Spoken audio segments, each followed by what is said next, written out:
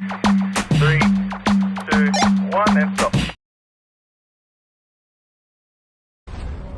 Breaking news, you're looking at downtown Los Angeles. This is a wide shot here as we are looking for a pursuit by the LAPD. Suspect wanted for assault with a deadly weapon on a police officer. What kind of weapon? We're not sure, and we're told the person is on a motorcycle. So sometimes you think of a car being a possible weapon, perhaps a motorcycle itself, or something else like a gun or a knife. We don't know yet.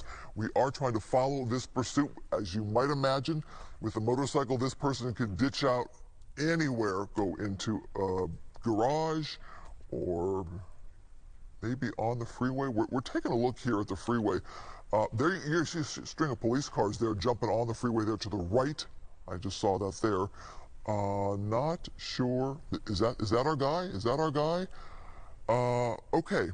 So this is going to be a difficult one with somebody being on a motorcycle and police in their police cars in rush hour traffic. You can see that motorcyclist is able to weave in and out of traffic there, driving in the center lanes there in between cars and really get away, except for the helicopter overhead. SkyFOX right here following this one. Hard to gauge the speeds right now, given you see the traffic there coming to a slow at certain points. Not sure if the driver's going at a crazy amount of speed. Doesn't look like it to me. Perhaps that motorcyclist is trying to gauge the traffic there as some cars are stopping, as there are off-ramps there. And again, this is rush hour and no police car right on his tail, because hard to do that with all of that traffic there.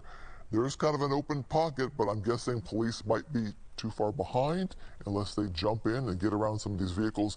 We don't have a wide shot for you just yet. At this point in time, if we get that, you will see the status of police cars. Okay, why is that driver there going to the right? I'm not sure if there's some kind of exit.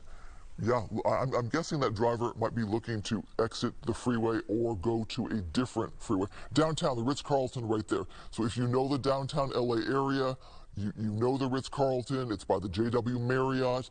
It's by the Convention Center, that area. LA Live is right there. So that's the area of the freeway. And I'm going to guess, are we going 110 south here? Again, that driver then could get on the 10 freeway as well. 110 south? Yeah, okay. So again, making a lot of progress there on a motorcycle, given it is just after 5 o'clock here on a Thursday night, where you have a lot of people there traveling on the freeway. And then as I say that, you see an open pocket there. It's wide open right there. Again, that LAPD helicopter can track this motorcycle, no problem, from the air. Clear skies, a lot of visuals right there. You can imagine being in that helicopter. Okay, is this driver going to get on the 10 freeway westbound? Not exiting there on the surface street there, but there is a chance to change freeways right and about in this area here, so we'll keep a watch on that.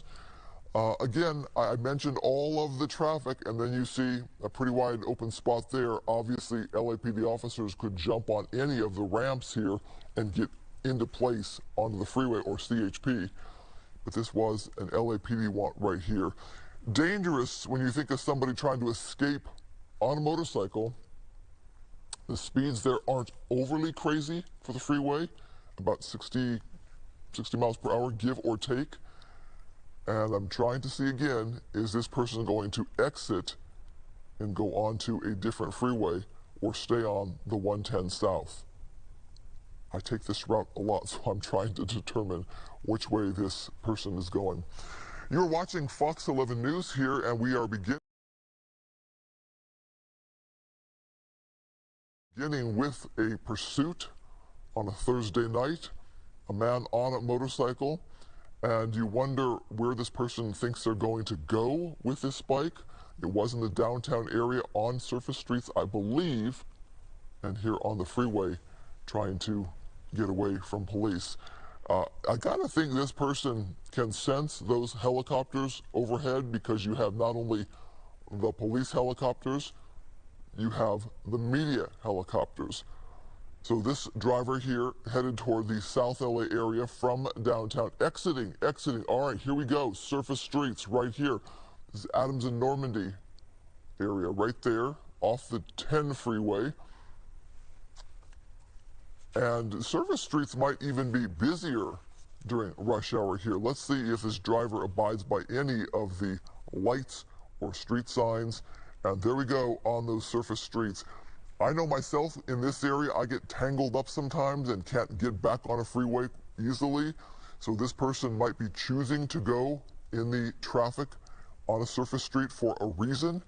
Might be an area they know quite well. Ooh, boy, that is always scares me when you see motorcycles go in the middle of cars like that, which they do, and it is legal, I believe. I have family members who have bikes, and it's something that they do just to keep the traffic going, the flow going for them. But when you're trying to escape police, it feels so much more dangerous.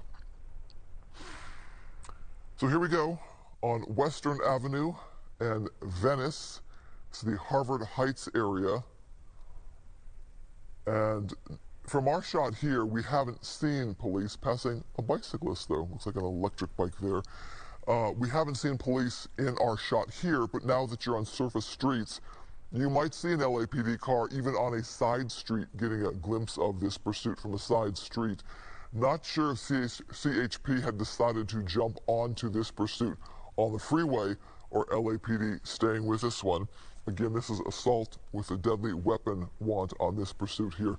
Not sure what kind of weapon that is or where this happened exactly. There you go. We think of pursuits that can be very dangerous with high speeds on surface streets. We just saw, ooh, that could have looked a little dangerous.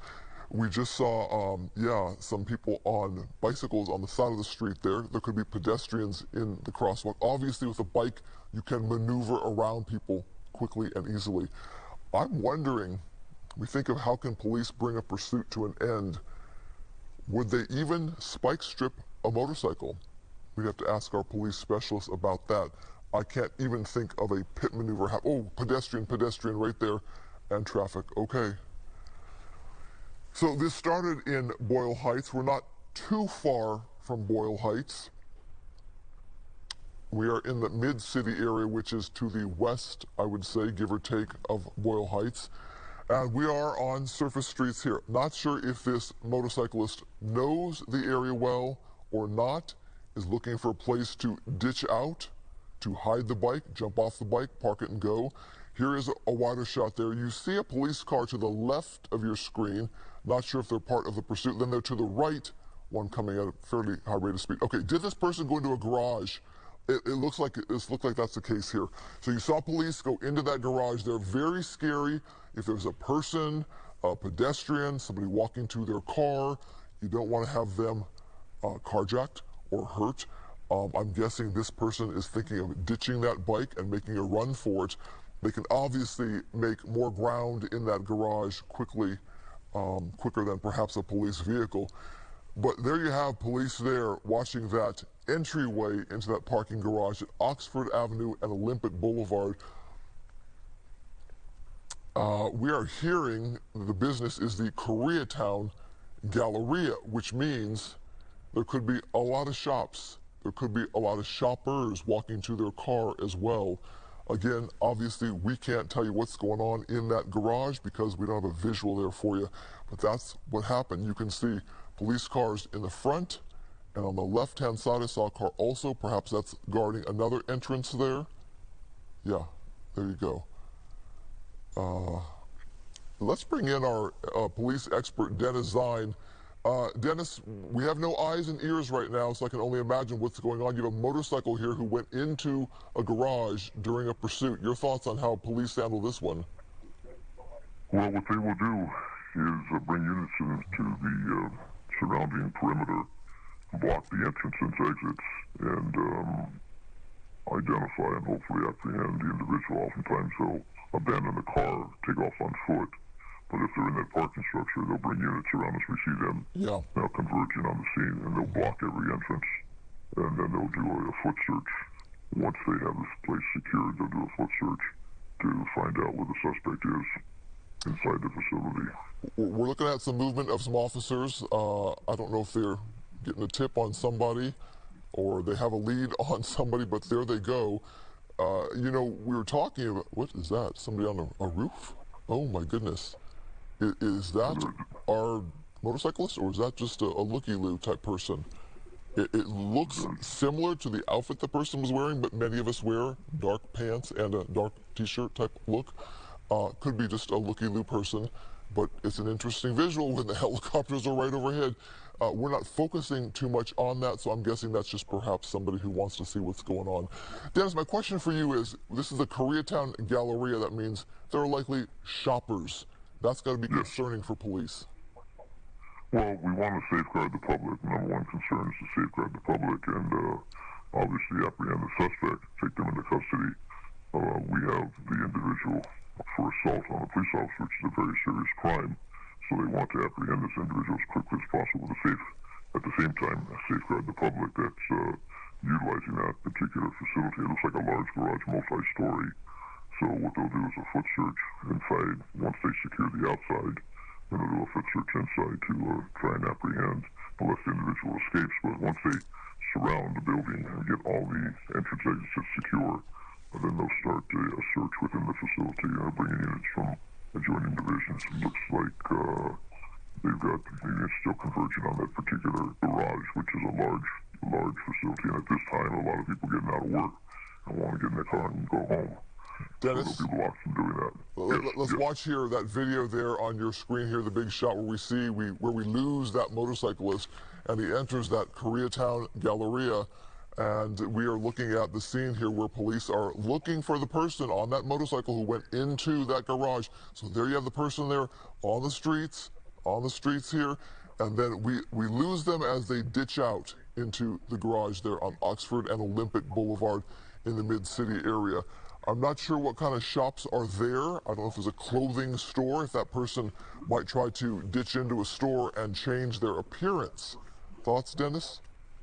Anything's possible. Anything's possible when you're a suspect and you're trying to evade the police or do anything and everything. It comes up in a moment's second. How did you get out of it? But at the same time, once they secure that, if the facility is totally secured, then they're going to apprehend eventually with the foot search that's going to take place. We do have multi-story, which, again, we need multiple officers to basically secure and then do the search after it's secured. They need to secure it first. And then they'll bring in, but apparently a number of units are responding and converging on that particular location. Dennis, we're looking at somebody who was detained, and doesn't look like it to me that was the person on the bike at all. That looks, you definitely have handcuffs on. The individual is being escorted, but there's two officers escorting the individual. If that might be the suspect, I don't know what the identity was. I didn't know if he was white, or I thought he was wearing a black jacket or something at the time of the pursuit. From the glimpse that I saw. It didn't look to me like it was your pursuit suspect, but I could be wrong. Perhaps this person interfered in some way or tried to get in the way of officers. Whatever it was, you saw police walking down the street and running a little bit, saying, kind of pointing like, there he is, there he is.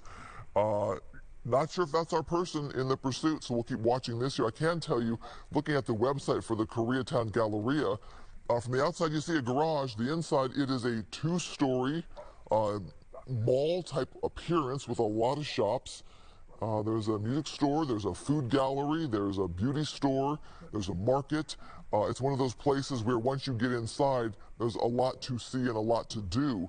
If people will look at the website there for the Koreatown Galleria, which concerns me for shoppers, which makes me worry about people inside or store owners. We don't know how desperate this person is to get away or what they're capable of. Well, correct, but if it's a traffic violation, a motorcycle, fleeing, excessive speed, whatever the case may be, or fleeing from a crime, all types of possibilities. I don't know what the initial pursuit is called for, but whatever it is, they think that may be the suspect, and if it is, well, then they'll put out a code 4. If not, they'll continue the search, and he may be wanted for something entirely different. But normally, when you're concentrating on a suspect, on a pursuit, you're focused strictly on that, and everything else will be pushed aside. You want to apprehend that individual. And again, we've got a number of units, a number of officers are now walking over to this individual. Looks like the handcuffs have been taken off. But they're definitely interrogating the individual to determine, and I think there's a supervisor there now that's standing there with the officers, so they're doing some type of interrogation. But since the handcuffs came off, it doesn't appear to be the suspect if they took the handcuffs off. Dennis, look like cuffs are going back on this guy, but look at the person on the bike. I'm not sure if it's the same person. Really too hard to tell from this wide of a shot. And we don't know, Dennis, so your thoughts as you see both pictures. Well, he looks large. He looks like a large individual who's on the bike. It looks clearly, and I ride motorcycles, so I can tell from the size of the individual. He's not a slim individual, so that would fit the case. This individual that they have in custody is wearing looks like a white T-shirt. The individual on the bike looks like he's wearing a black jacket or a dark-colored jacket. So obviously, if it is or if it's not, and if they can run that plate, if they find the bike and the bike comes back to this individual, then they match that up. So once they apprehend the individual, then they'll sort that particular situation, find out if that's the individual who registered the bike. If it's the bike registered to this individual and he's there, then 99% that's the individual that you're looking for who was fleeing. And I don't even know what crime he was fleeing. It was a traffic violation, but it's an assault on a police officer, which is possibly a felony. And the assault was with a weapon, was it physical? Those factors come into play. But the individual, again, on a motorcycle, as we see on the right shot, fleeing, trying to get away. But what prompted that situation where the individual took off on the motorcycle? What was the initial stop about? What was the initial inquiry? The confrontation was there one with the police? Dennis, thank you so much. Not sure exactly who this person is that's being taken into custody. If we get more information, we're going to bring it to you. In the meantime, we're going to move on here and bring you some other news. Yeah.